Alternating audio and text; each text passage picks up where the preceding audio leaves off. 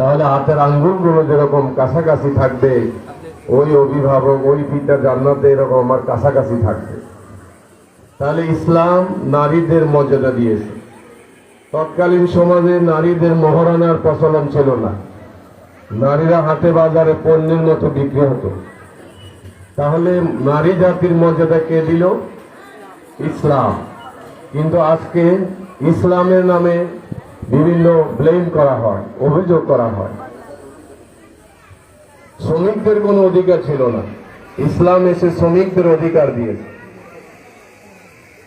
সুতরাং এই দ্বীনি শিক্ষা প্রতিষ্ঠান মডেল মাদ্রাসা, এখান থেকে শুদ্ধভাবে কোরআন শিক্ষা দেওয়া হয়, হাদিস শিক্ষা দেওয়া হয়, জ্ঞান বিজ্ঞান শিক্ষা দেওয়া হয়। যার কারণে বাংলাদেশের সর্বোচ্চ বিদ্যাপীঠ ঢাকা বিশ্ববিদ্যালয়ে যখন ভর্তি পরীক্ষা হয়, তখন দেখা যায় ফার্স্ট হয় মাদ্রাসার ছাত্রছাত্রীরা। তাহলে সেখানে তো এরা হওয়ার কথা ছিল না। তাহলে এখানে আরবি, ইংরেজি, বাংলা প্রত্যেকটা বিষয় যত্ন সহকারে পড়াশোনা করানো হয় এবং অত্র অঞ্চলে বৃত্তি পরীক্ষা দেখা যায় এই ধরনের প্রতিষ্ঠানটা ভালো রেজাল্ট করে। এবার সরকারিভাবে প্রাইভেট প্রতিষ্ঠান থেকে বৃত্তি পরীক্ষা বন্ধ করে দেওয়া হয়েছে, কিন্তু আবার দাবির প্রেক্ষিতে আবার এটা এখন সরকার বলেছে যে না, প্রাইভেট প্রতিষ্ঠান থেকে বৃত্তি দিতে পারবে। তার কারণ প্রাইভেট প্রতিষ্ঠানের বৃত্তি বেশি পায়। সুতরাং আমরা এই মডেল মাদ্রাসার উত্তরোত্তর সাফল্য কামনা করছি এবং এই মাদ্রাসার যাতে রেজাল্ট ভালো হয়। আজকে যেভাবে ছাত্রছাত্রীরা ভাষার দক্ষতা অর্জন করেছে, বাংলা, ইংরেজি, আরবি অনর্গল তারা বলে যাচ্ছে, এটা অন্যান্য প্রতিষ্ঠানে পাওয়াটা বিরল। সুতরাং যারা অভিভাবিকা আছেন তারা অত্যন্ত সৌভাগ্যবান যে আপনাদের প্রিয় সন্তানকে তারা এইভাবে দক্ষ যোগ্য করে যুগের চাহিদা অনুযায়ী তাদেরকে তৈরি করছে, নীতি নৈতিকতা আদর্শের দিক থেকে তাদেরকে তৈরি করছে। তারা পথে বের হওয়ার সময় একজন মানুষকে সালাম দেয়, পথে যদি কোনো কিছু পড়ে থাকে সেটা সরিয়ে দেয়, পিতামাতাকে সম্মান করে, শ্রদ্ধা করে, বড়দেরকে সম্মান করে, ছোটদেরকে স্নেহ করে।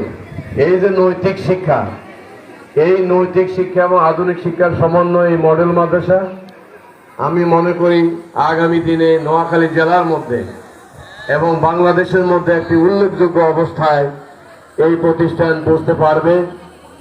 আপনাদের প্রতিষ্ঠানের অবকাঠামো উন্নয়ন, প্রতিষ্ঠানের বিভিন্ন সমস্যা ইত্যাদি ক্ষেত্রে আপনাদের সাথে আলোচনার সাপেক্ষে আমরা আপনাদের পাশে দাঁড়ানোর চেষ্টা করব এবং উত্তরোত্তর শিক্ষার উন্নয়নের জন্য শিক্ষকদের আভ্যন্তরীণ প্রশিক্ষণের ব্যবস্থা করা জরুরি এবং প্রত্যেকটি অভিভাবকের সাথে নিয়মিত যোগাযোগ করা, ডায়েরি মেনটেন করা, এগুলো অবশ্যই হচ্ছে।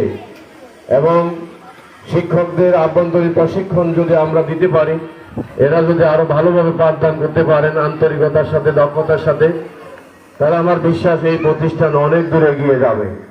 তো আজকে স্বল্প সময়ের মধ্যে এখানে এসেছি, ওনাদের আতিথেয়তা, ওনাদের আন্তরিকতা দেখে আমি অভিভূত হয়েছি। সবাইকে ধন্যবাদ জানিয়ে আমার বক্তব্য এখানে শেষ করছি। আসসালামু আলাইকুম ওয়া রাহমাতুল্লাহি ওয়া বারাকাতুহু।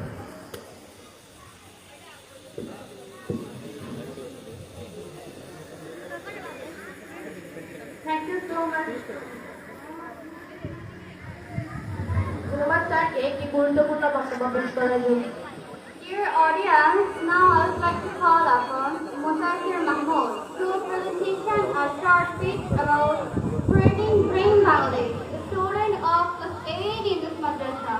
প্রিয় উপস্থিতি, এই পর্যায়ে স্বপ্নের বাংলাদেশ বিনির্মাণ নিয়ে বক্তব্য